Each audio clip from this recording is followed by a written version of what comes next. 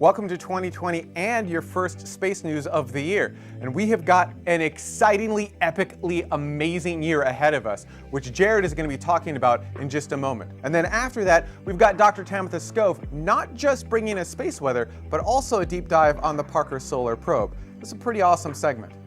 But also, we've got a whole lot of really great content coming out for the rest of the year. We're throwing in new graphics, we're throwing in a whole bunch of new stuff, and if you like to stay up to date with what tomorrow is doing, make sure to like and subscribe on YouTube and hit that notification bell as well.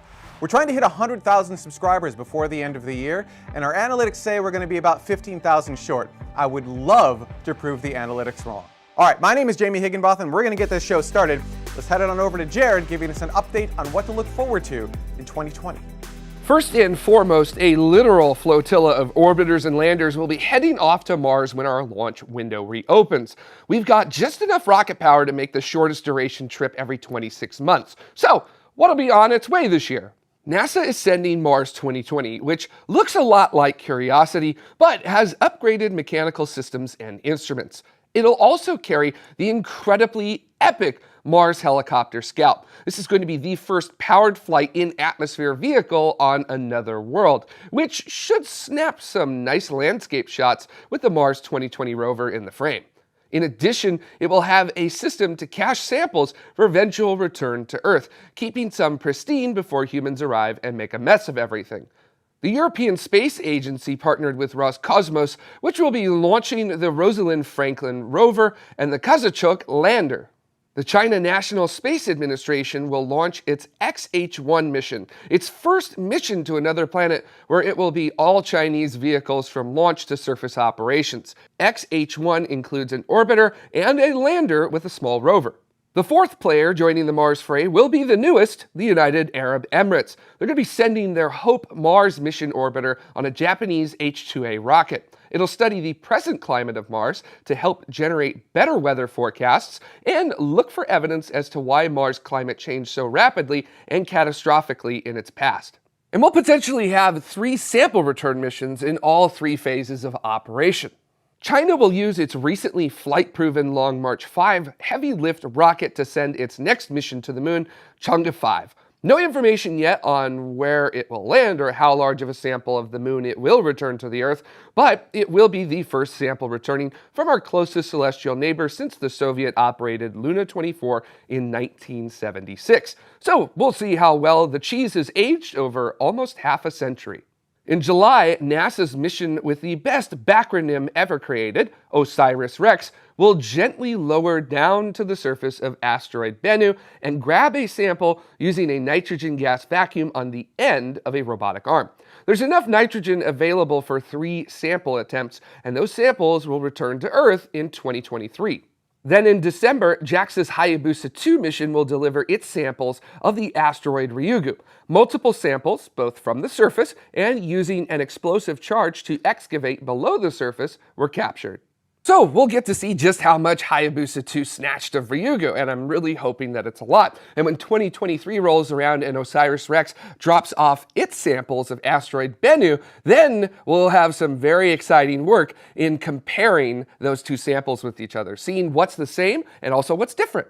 Someone please alert Dr. Skov. We've got 2 missions to study the sun launching this year. The first is Solar Orbiter, an ESA mission, which will launch in February and help with understanding heliophysics as a whole, along with more data to improve space weather forecasts.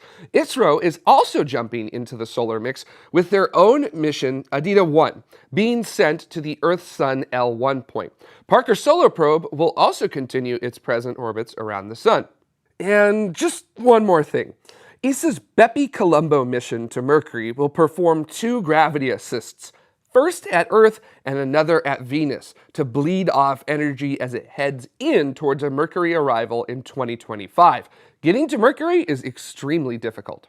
But don't think that the robots are going to be dominating 2020. You're about to see the inevitable rise of humans with their spaceships from Earth. Almost every single instance of the return of human spaceflight capability to the United States of America is something we watched play out for the entirety of the 2010s, and now it's finally paying off. SpaceX's Crew Dragon and Boeing's Starliner should begin operational crew rotation missions to the International Space Station, returning human spaceflight capability to the U.S. Suborbital flights from Virgin Galactic carrying paying customers and Blue Origin carrying company astronauts should occur, and the debut of the Alpha launch vehicle from Firefly Aerospace, along with Launcher 1 of Virgin Orbit, should occur as well. And NASA is also preparing the first stage of the Space Launch System rocket to carry the Artemis 1 mission to the moon through what's called a green run, where they're basically going to fuel it up, run everything, and see how it works. And a few larger rockets are also expected to make their first flights in 2020. This includes Japan's H3 vehicle and Arianespace's Ariane 6, which both of these rockets are intended to lower launch costs for their current operators, thanks to the pressures of SpaceX. And speaking of SpaceX, we can't wait to see Starship Mark III and Mark IV begin to make high-velocity, high-altitude test flights. And construction of prototypes for Super Heavy should begin as well later in the year. Also, the launch cadence for Falcon 9s will absolutely crank as SpaceX works to build out its Starlink satellite internet constellation as fast as possible. And SpaceX isn't the only one building out their satellite internet constellation. OneWeb is also expected to begin to deploy their satellites en masse for their own constellation. 2020 is indeed shaping up to be an amazing year for spaceflight. Now, if time allows at the day job, I'm also hopeful that later this week I can produce a separate video outside of Space News talking about what to expect later this year, and then over the next 5 to 10 years, kind of a high-level picture of why this year matters so much for humans living and working in space. And in that, I'm also probably going to update as to some of the new elements that you've seen already in the Space News episode, and kind of what we're working on for our live shows as well. So again, make sure to subscribe to our YouTube channel. Now, we were hoping to cover some launches last week, but there weren't any. But we do have a launch coming up this next week, and of course, the return of an old musical favorite.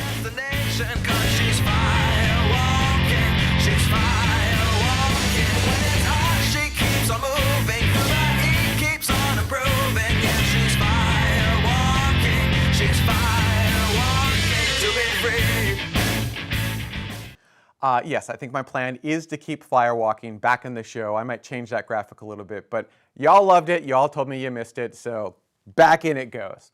All right, now it's time for me to hand it over to Dr. Tamitha Skov, who'll be talking about not only space weather, but also the Parker Solar Probe. Space weather this week is definitely starting out the new year with some promise. As we switch to our front side sun, it all started with region 2753. This is a solar cycle 25 sunspot. It occurs at high latitudes, very far away from the magnetic equator. But no sooner than this region rotates off of the Earth-facing disk, than yet another solar cycle 25 sunspot appears. That's region 2755. As we switch to our far side sun, you can see it from Stereo's view. This is Stereo looking at the sun from the side. Right about the beginning of the year, you see that solar cycle 25 sunspot emerging right about the edge, right in the center of Stereo's view. This region is the second region of the new solar cycle that we've seen in just so many days. And even though we do have yet another solar cycle 24 sunspot that has emerged in Stereo's view that will be rotating into Earth view, having all these new sunspots emerging so close together means these new regions will start flaring soon, and that means we're going to start having to worry about radio blackouts, not just for amateur radio and emergency communications, but also for radio comms when it comes to rocket launches and other types of space traffic. Last year, NASA's Parker Solar Probe made records around the world as it flew closer to the sun than any other spacecraft. The probe has now made 3 of its 24 planned passes through the sun's corona, and scientists are beginning to unravel long-standing mysteries. 4 papers published back in December in Nature described early results from the data, but one discovery in particular has everyone in the scientific community talking. It's the discovery of kinks in the magnetic field near the corona at the edges of equatorial coronal holes, thought to be the birthplace of the slow solar wind. These switchbacks, as now they are affectionately called, are created when the sun's magnetic field folds back in on itself, which can only occur because the field is frozen into the charged gas of the solar wind as if glued there by magnetic and electric forces. The reason why these switchbacks are so noteworthy is that they might finally be leading us to understand why the solar corona is so much hotter than any other region of the sun. Considered to be the holy grail of solar atmospheric physics, the coronal heating problem has plagued the physics community since before scientists even knew the solar wind existed. And now finding these switchbacks is like finding the smoking gun that will dramatically change current theories of the solar corona and the solar wind. At the American Geophysical Union meeting back in December, numerous solar and space physicists gathered to discuss the origin and nature of these switchbacks. As it turns out, near the sun's surface, small, fast jets of solar wind can overtake slower ones, thus causing the magnetic field that is glued to these different jets of solar wind to fold back in on themselves and kink, like ribbons or flags kink while flapping in a rapid breeze.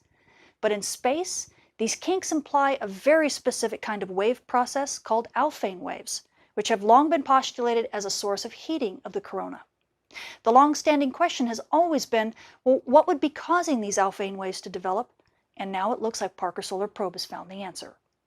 Impulsive jets from things like spicules, jetlets, or even bright points on and beneath the solar surface may just be the source of coronal heating. But the final word is yet to be written. As Dr. Tim Horbury from Imperial College said at the meeting, quote, "The nice thing about the sun is that it has so many possible sources of impulsive events, so clearly we need to work back over the next few years to find out and sample what they are." Unquote. For more details on this week's space weather, including those new Cycle 25 sunspots and what it means for radio communications, come check out my channel and see me at spaceweatherwoman.com. And that is our first space news of 2020. And I hope you're as excited about the new year as we are. Now, before we go, I do want to thank all of the citizens of tomorrow who helped to make all of these episodes happen. You are the people who help keep the lights on at the station and keep us on orbit. Without you, there is no show. And we are updating our rewards for you in 2020. You're going to see those very, very shortly. It's going to be amazing. You're going to get an incredible behind-the-scenes look at how we produce every aspect of the show, from news to live shows to everything else. It's going to be pretty awesome, and I'm looking forward to sharing all of this with you in 2020. And if you'd like to learn how you can get access to the behind-the-scenes footage and behind-the-scenes access, as well as help support the show so we can keep doing this week after week, head on over to youtube.com/TMRO/join. All right. One last note, and that is, remember that Jared Head has his own channel on YouTube now. You can go over to youtube.com/JaredHead, and if you really have an interest in astronomy as opposed to industry news, that's really where you're going to want to follow that. We'll have some astronomy stories on tomorrow in 2020, but really our focus will be industry news into the new year. So if you really, really, really enjoyed those astronomy stories from Jared and Jade and Sarah and so forth, Jared Head's channel is going to be a better place to pick those up kind of moving forward. Thank you all so much for watching. We'll see you next week.